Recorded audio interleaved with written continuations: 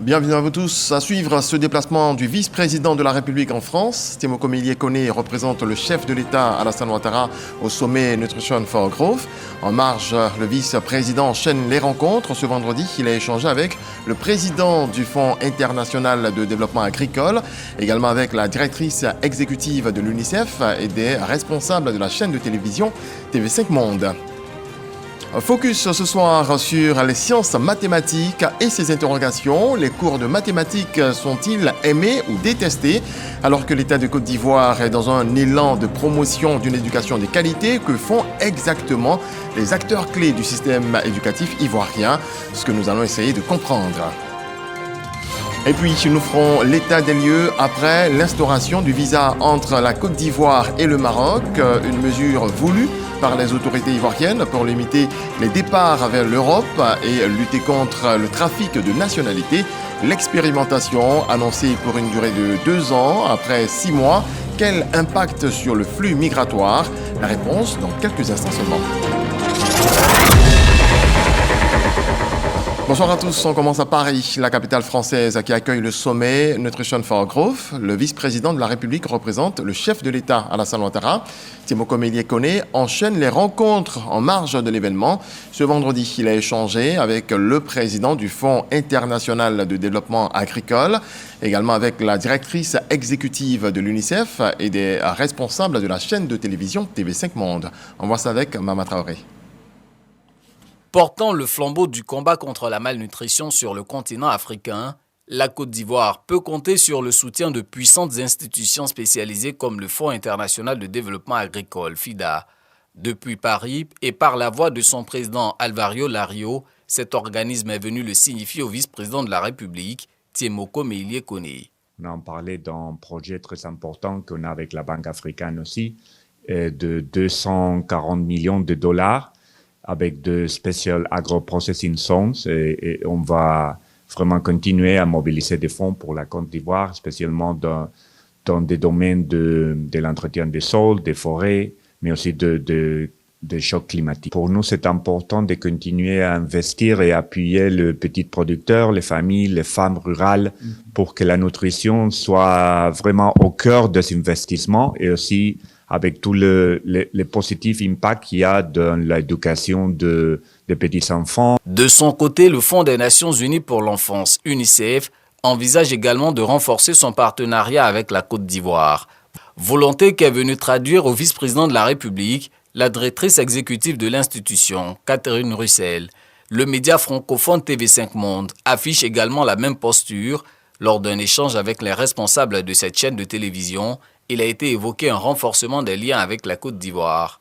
L'objectif est de pouvoir resserrer nos liens avec la Côte d'Ivoire, qui est un pays important pour nous, avec lequel nous avons déjà une collaboration, puisque nous avons des coproductions avec TV5 Monde.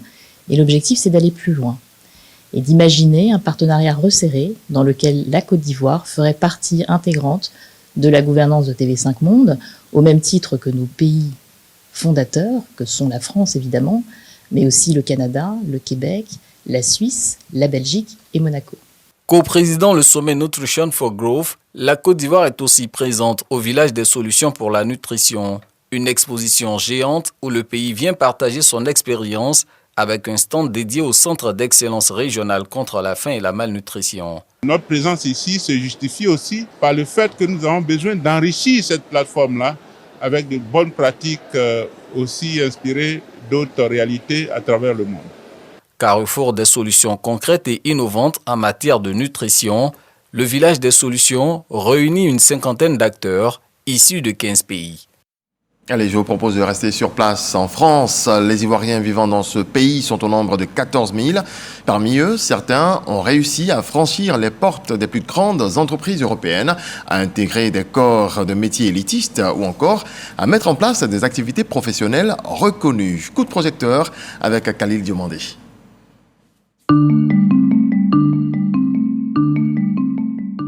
Dans ce gratte-ciel parisien, est nichée l'une des plus grandes entreprises de conception et de gestion des navires au monde, le Bureau Veritas. Mohamed Sissouma, venu de la Côte d'Ivoire, est l'une des têtes pensantes de cette multinationale. and also the distance between the antenna. Expert naval, Mohamed occupe le poste de manager des opérations maritimes dans cette entreprise de 84 000 salariés. Il est un maillon essentiel dans la chaîne de fabrication et de surveillance des bateaux en mer. Déjà, d'abord, en tant qu'expert naval, avant même de fabriquer le navire, on va regarder les plans, on revoit le design des navires et on va les valider. Donc ça, c'est la conception. Et d'un autre côté, quand il y a des problèmes à bord, on va nous appeler, on va assister les armateurs, on va assister aussi nos experts dans les prises de décision. Parvenir à se positionner dans le top management d'une organisation européenne n'était pas gagné d'avance pour Mohamed, fils de mécanicien et de ménagère. L'avenir se dessine après l'obtention de son bac C au lycée classique d'Abidjan en 2004. J'ai eu la chance d'avoir une bourse d'études pour aller en Algérie, où j'ai fait des études d'ingénieur en sciences de la navigation. Et après, j'ai travaillé en Algérie. Et à la recherche de l'excellence, j'ai postulé à l'école des mines de Paris et j'ai été accepté. Et c'est dans ce cadre-là, l'entreprise pour laquelle je travaille actuellement m'a débauché et depuis 2018, je suis dans cette entreprise.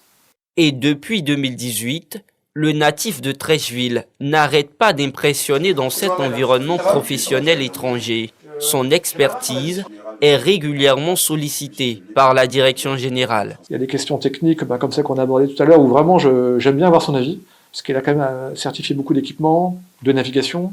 Donc c'est quelqu'un qui a démontré comme une grande force de travail. Mohamed, il maîtrise vraiment son travail. C'est une personne qu'on a la chance d'avoir ici à Bureau Veritas. À force d'abnégation, Mohamed s'est vu confier la gestion d'une importante flotte navale pour les zones Afrique et Moyen-Orient. Son parcours exemplaire lui a d'ailleurs valu une distinction à l'édition 2024 des prix Marie-Laure d'Ivoire. J'ai toujours mis dans ma tête, partout où je passe, je dois faire rayonner l'image de mon pays. À l'instar de Mohamed, Maître Léa Nguessan tient bien le flambeau de la Côte d'Ivoire en France dans un corps de métier tout aussi élitiste, celui de l'avocature. En 2016, elle réussit brillamment à intégrer le barreau de Paris. Aujourd'hui, l'avocate consacre une partie de son temps à défendre bénévolement les femmes abusées dans leurs droits, dont des Ivoiriennes de la diaspora. Le fait d'être en France, d'être à l'extérieur, ne nous empêche pas d'être utile au pays. Je me sens plus utile quand je suis auprès de ces femmes. Ce sont des personnes atteintes psychologiquement. On crée cette atmosphère pour qu'elles puissent dire vraiment tout ce qu'elles ont sur le cœur et aussi dire toute la vérité. Parce qu'on ne peut trouver de solution que si nous-mêmes, on sait toute la vérité. Dans leur quête de justice, ces femmes majoritairement issues d'Afrique ne pouvaient rêver mieux que d'avoir à leur côté Maître Léa Nguessan, fille du continent. Franchement dit, Maître Léa nous apporte beaucoup. J'ai longtemps été battue et violentée par mon mari. Mais grâce à elle, je suis en passe d'obtenir justice. Et avoir quelqu'un comme Maître Léa Nguessan qui connaît vraiment la réalité que notre communauté vit vraiment dans ces pays, c'est vraiment un appui. Installée dans l'Hexagone depuis 2003, Maître Léa est bien référencée dans le milieu judiciaire avec plus de 15 années d'expérience. Elle incarne l'image de cette diaspora qui apporte autant à la France qu'elle ne reçoit. Je suis allée défendre des Françaises de souche devant les tribunaux. J'ai eu des clients qui étaient français également de souche. Et de temps en temps, ce serait bien de le rappeler. En France, la diaspora ivoirienne est forte d'environ 143 000 ressortissants. Des ressortissants qui explorent et excellent dans presque tous les domaines. À Gentilly, dans la banlieue parisienne, Abbas Camara est réputé être le roi de la boucherie. C'est pas l'agneau qui vous reste en bouche pendant 2 semaines. En 2019, son diplôme de boucher en poche, le jeune Ivoirien décide d'ouvrir son enseigne en misant sur la charcuterie dite halal. On fait des yakitori maison, des cordons bleus, des poulets bio, des poulets fermiers, des agneaux label rouge. On fait aussi notre charcuterie maison. J'ai ouvert cette boucherie en ayant pour but de faire quelque chose de qualitatif. C'est pas juste couper de la viande et être boucher. Il y a une vraie maîtrise, il y a un vrai savoir-faire. La qualité des produits et de l'accueil ne cesse d'accroître la notoriété d'Abbas. Sa boucherie a été sacrée meilleure boucherie de l'Île-de-France en 2022. Et pour les clients, c'est tout mérité. Il te conseille la viande qu'il faut prendre, et voilà la façon de cuisson, et voilà, et tout ça. C'est un professionnel et en même temps la qualité aussi. La satisfaction, elle est toujours au rendez-vous parce qu'ils ont su justement améliorer leur service, mettre des nouvelles choses en place, comme là pour les produits pour la raclette, ramener du fromage. Dans le développement de son business, Abbas n'omet pas l'aspect digital. Sur le réseau social TikTok, son enseigne comptabilise plus de 255 000 abonnés. L'activité lui a également permis d'offrir des emplois à 5 jeunes. Pourtant, au départ, l'idée de son projet n'était pas vue du bon œil par sa famille. Mes parents n'étaient pas forcément d'accord. Ma mère, elle comprenait pas. Et mon père, lui, il voulait quasiment me chasser de chez moi. Et au final, la boucherie, ça m'a permis de gagner son respect. Et de gagner également le respect des Français. Même s'ils parviennent à tirer leur épingle du jeu dans le pays de Molière, Abbas, Mohamed et Léa envisagent de regagner la Côte d'Ivoire afin de contribuer à son édification.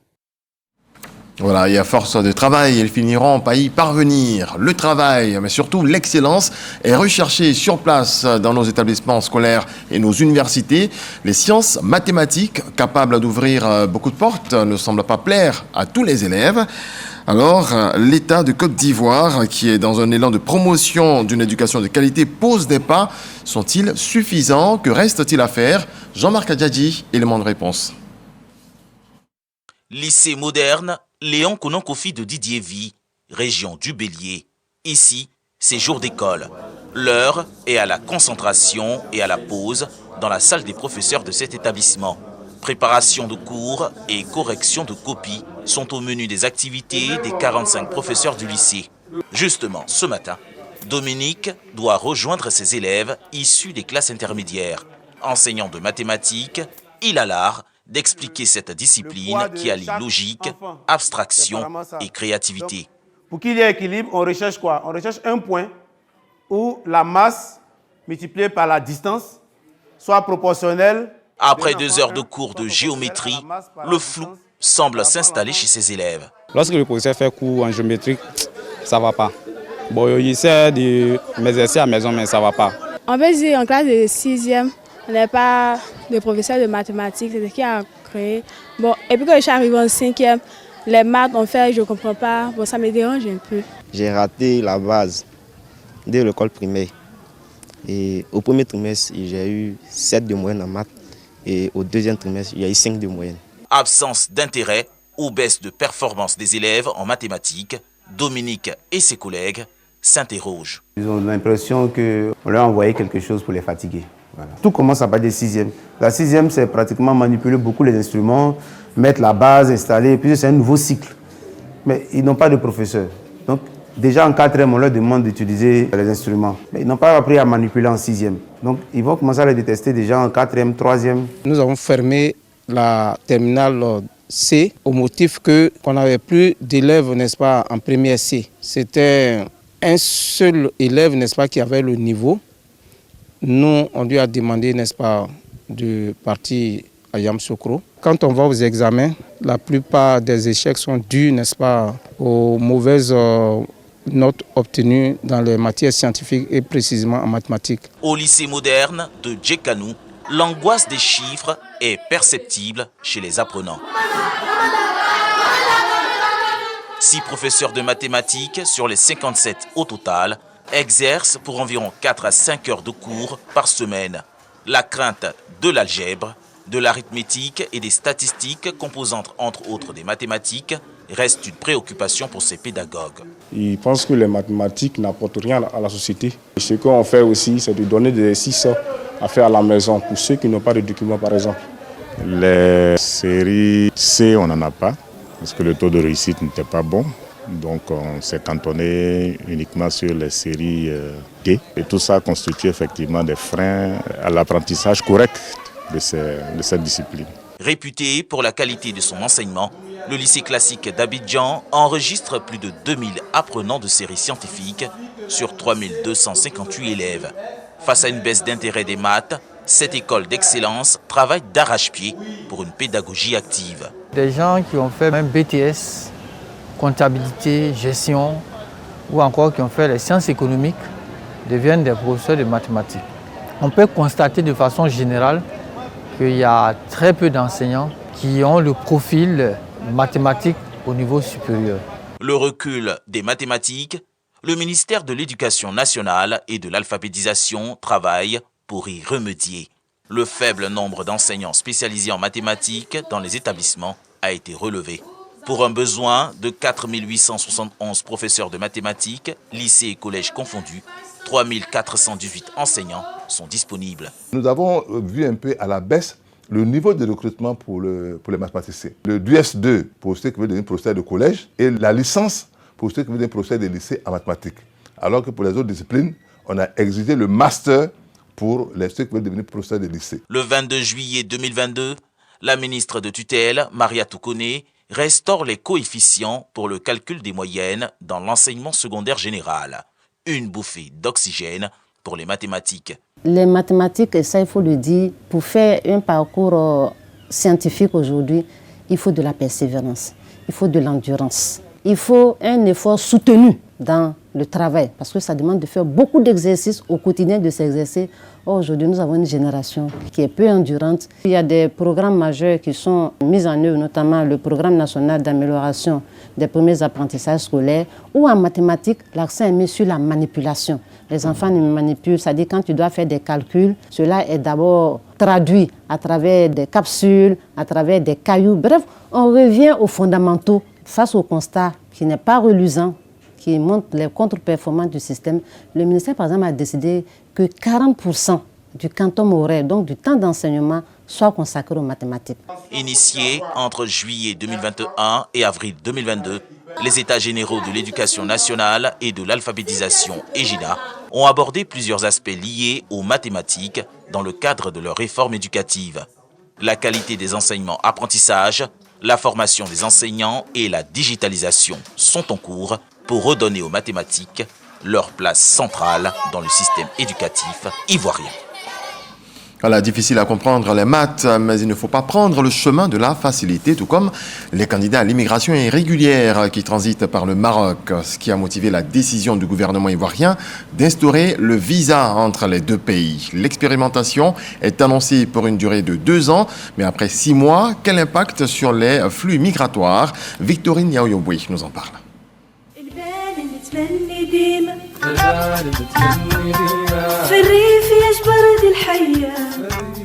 Darla, présent dans cette ville marocaine pour un reportage sur la pêche, nous sommes interpellés par un Ivoirien. Moi, je suis Ivoirien. Je suis fier d'être Ivoirien. Mais quand je vois quelqu'un qui n'est pas Ivoirien, il est en train de faire des bêtises et il a le passeport ivoirien, vraiment, j'ai mal au cœur. Il ne faut pas qu'ils vont donner notre passeport à n'importe qui et à n'importe quel prix. Ce n'est pas une bonne chose. Nous souffrons ici à cause de ça. Ce ras-le-bol, Ladji n'est pas le seul Ivoirien à l'exprimer à Darla. Cette ville, sur la façade atlantique, étant l'un des lieux où les candidats à l'immigration clandestine se donnent rendez-vous pour la traversée vers l'Espagne, porte d'entrée de l'Europe. Il y avait un jeune Guinéen qui avait un passeport ivoirien. Et quand ils l'ont pris, ils m'ont appelé. Je suis allé au commissariat et je lui ai demandé de me dire la vérité. Et je lui ai dit aux policiers pour qu'on le libère. Et il m'a dit, oui, papa, c'est vrai, je suis guinéen, mais je suis né à Gagnoa et j'ai fait mes papiers en Côte d'Ivoire. Un autre cas, c'est une Camerounaise. Elle est décédée, elle avait 2 passeports. Elle avait un passeport ivoirien et un passeport camerounais. Donc la police m'a demandé, Gla, la fille est de quelle nationalité? Je leur ai dit la vérité, qu'elle est camerounaise. La preuve en est, Le passeport camerounais a été fait avant le passeport ivoirien, donc c'est son passeport d'origine. Je suis très heureux que le président ait instauré ce visa pour filtrer ceux qui viennent au Maroc, parce que d'autres viennent uniquement pour traverser et on constate qu'il y a beaucoup de morts sur les océans. En effet, depuis le 1er septembre 2024, un visa est exigé aux Ivoiriens détenteurs d'un passeport ordinaire désireux de se rendre au Royaume du Maroc. Cette décision fait suite à une demande expresse du ministre des Affaires étrangères, de l'intégration africaine et des Ivoiriens de l'extérieur et traduit la volonté des autorités compétentes ivoiriennes de renforcer les mécanismes de gestion des flux migratoires entre la Côte d'Ivoire et le Maroc. Je voudrais inviter nos compatriotes concernés par cette mesure à se rendre au consulat du Royaume du Maroc à Abidjan et d'entreprendre les démarches nécessaires à leur voyage.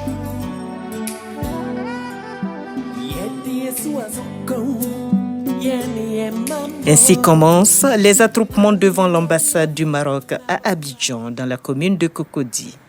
Pas toujours facile de franchir ce portillon pour un rendez-vous.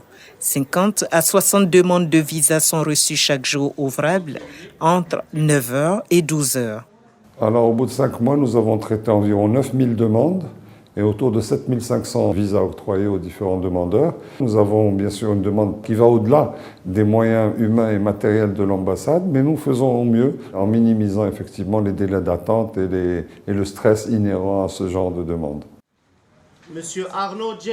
Une fois à l'intérieur, il faut montrer patte blanche pour espérer décrocher le précieux sésame. Donc vous allez rester combien de jours au Maroc? Donc partir jeudi, revenir le samedi, et la nuit du samedi au dimanche. Samedi du dimanche.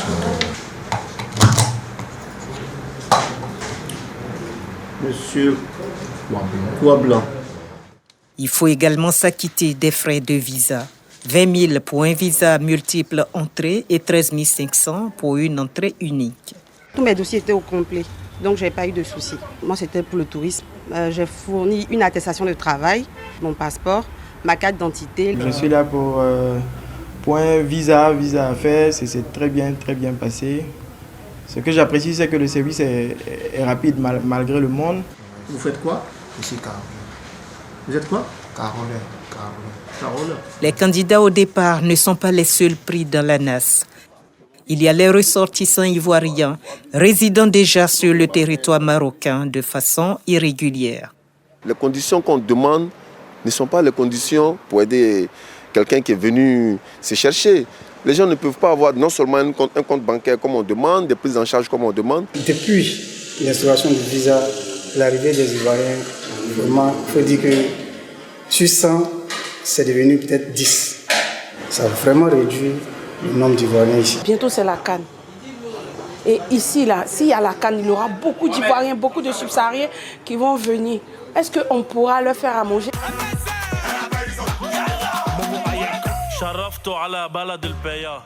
Les Ivoiriens sont mobilisés pour apporter le petit grain de folie à la Coupe d'Afrique des Nations, prévue du 21 décembre 2025 au 18 janvier 2026. Bien évidemment, nous allons prendre des dispositions supplémentaires à l'approche de la Coupe d'Afrique des Nations qui se tiendra au Maroc. Mais je suis certain que le ministère des Affaires étrangères prendra les dispositions pour nous apporter des renforts et aussi des moyens techniques supplémentaires, car nous tenons à ce que nos frères et sœurs ivoiriens viennent au Maroc, fassent la fête avec leurs frères marocains et permettent à cette belle Coupe d'Afrique d'être une des plus belles du continent. Le visa pour les citoyens ivoiriens est instauré pour une période expérimentale de 2 ans. À l'actualité, c'est aussi la 2e édition de la Semaine nationale de la presse qui a refermé ses portes ce vendredi. Ce salon a été une réussite selon les organisateurs avec plus de 5000 participants contre 3000 l'année dernière. Malika Koulibaly. Semaine nationale de la presse, objectif atteint selon l'organisateur, l'Autorité nationale de la presse. C'est aussi l'occasion de sensibiliser les jeunes à l'importance de l'information et à la nécessité de développer un esprit critique face à une information.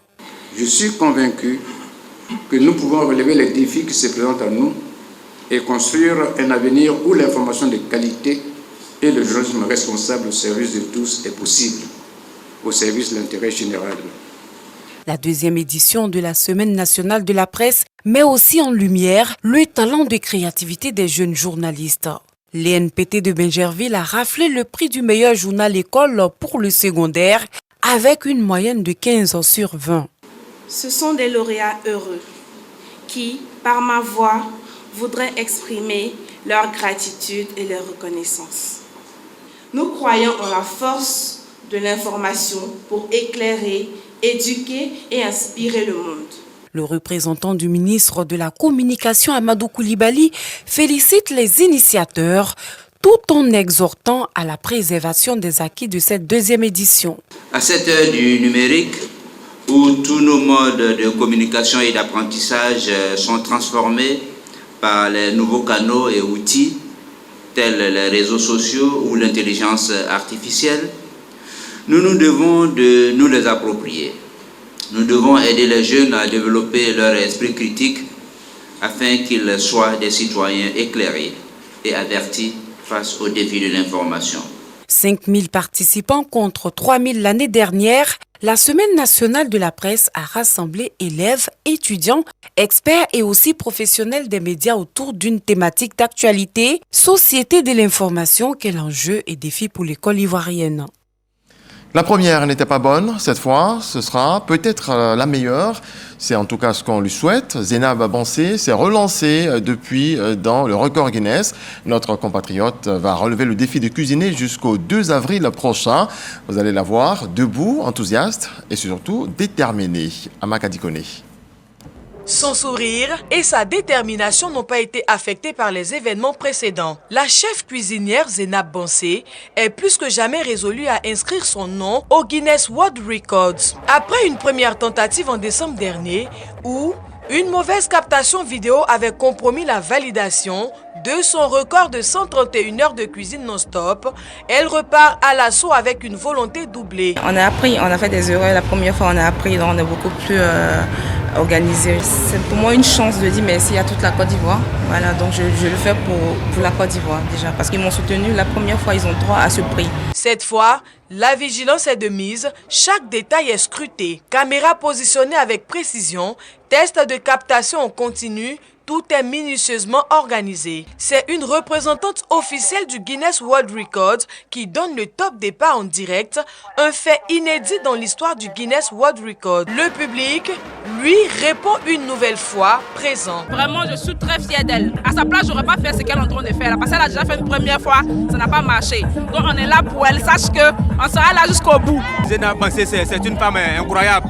Une femme battante. Un défi culinaire, mais aussi une action solidaire. Les plats cuisinés par la chef Zénab Bansé seront distribués aux personnes vulnérables et au public avec des ruptures collectives prévues tout au long du jeûne chrétien et musulman. Pour inscrire son nom dans l'histoire, elle devra tenir jusqu'au 2 avril prochain. Voilà, bonne chance à notre chef Zénab Bansé. Merci à vous tous de votre attention. C'est la fin de ce point de vue. L'actualité, Dieu nous garde. Bonsoir.